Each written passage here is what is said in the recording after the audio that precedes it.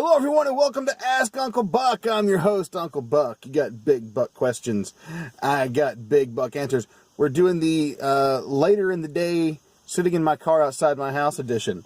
I got a bunch of questions this week. Might break it up into 2 videos. We'll see how it goes. First two, actually, come from Paul Malone. Paul's written in before. Hey, Paul, how you doing, man?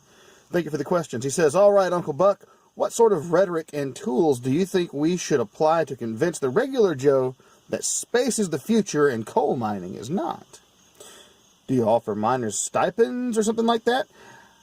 I've read there's something like $100 million worth of precious metals per person on Earth or in near-Earth asteroids alone. So there's in asteroids, there's enough for all of us to be unbelievably rich.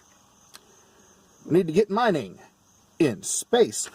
I have a couple of thoughts on this. The first of which, space exploration obviously is going to be very important. I think colonizing other planets eventually going to be necessary, and why not? Now, we still have plenty of room on this planet, and we still have plenty of resources on this planet, and it's going to be a good long while before this planet is no longer livable. We got plenty of time. That said, I think there's plenty of industry to be had in space. And as to the point about mining near-Earth asteroids for resources, why does everyone need to be that rich? Because I'm going to tell you something. When you have that much wealth dumped into a closed system, a system that was previously closed, the price of everything goes way up. So in the end, you're not really doing anything. You're just inflating everything. That's why you don't want to just print money, because then the money just becomes worthless and the price of everything skyrockets.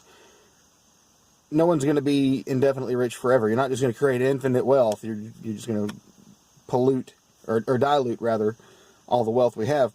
As far as convincing miners that they don't need to mine and they need to get into the space industry, I'm afraid I disagree with you on that point. In this principle, there still is industry in mining. And mining, we still need energy. We still need coal. It may be that we're on the brink of some new form of energy, but we're always going to have energy on this planet. And unless you're drilling for oil and asteroids that we're going to use to power our lives on Earth, you're still going to have miners and drillers and all sorts of things going on Earth. There's still a lot of value in that industry, and that industry still needs workers. Now, that's not to say that there's no value in exploring space, as I said a minute ago. So I'm afraid I disagree with you on the heart of the issue there, which is that we don't need miners and we do need space miners. I think we still need miners, man.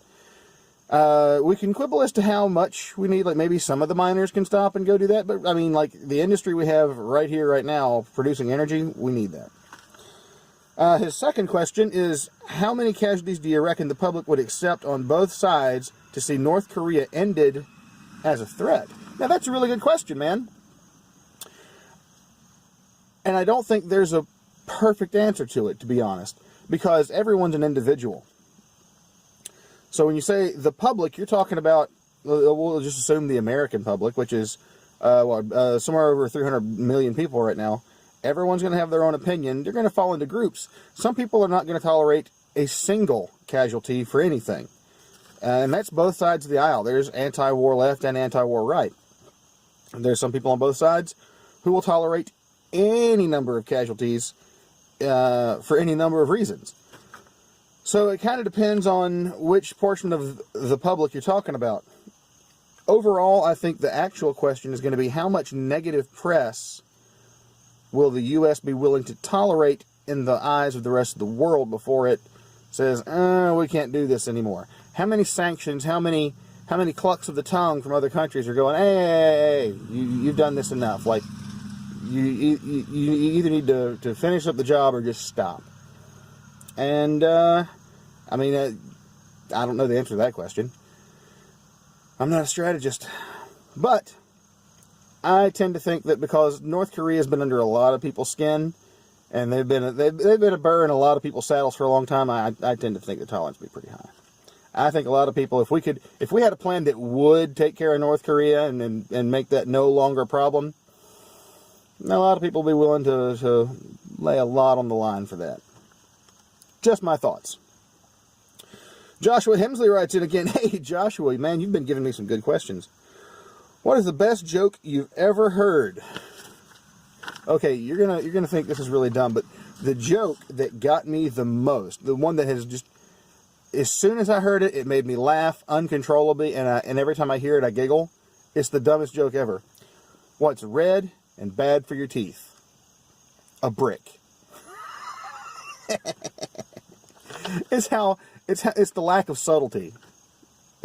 Man, like you're getting set up for a riddle, and it's just a brick. Bam. Oh, I love that so much. All right, so Angry Stove writes in again. He says, why should school education drop drama class and replace it with a mechanics class? He's in favor of this, by the way. People need to learn how to change a tire and not be some prissy feminine prick who thinks they're a vampire but are just pale because they don't know what the sun looks like. And not to mention that they all have the same acting ability as Kristen Stewart. Ooh, sick burn. So, I'm going to be honest, I think both are important. And don't get me wrong, I don't think they're important in the same... Like, you ever seen on the side of the cereal box, they got that food pyramid thing where you need a lot of this, and some of this, and maybe a little bit of this?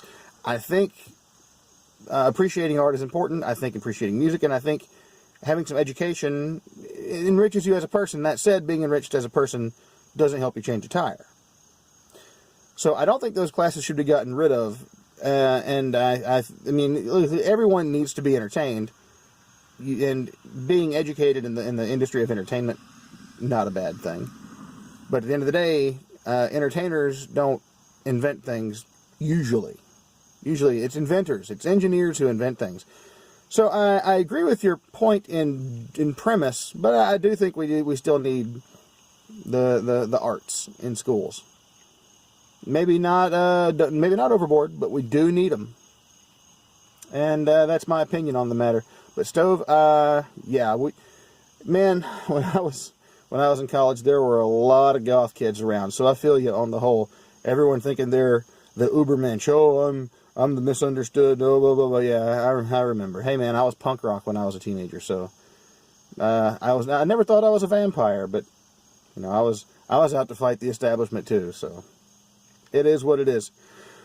All right, guys, I'm going to cash out here, and we'll do another video.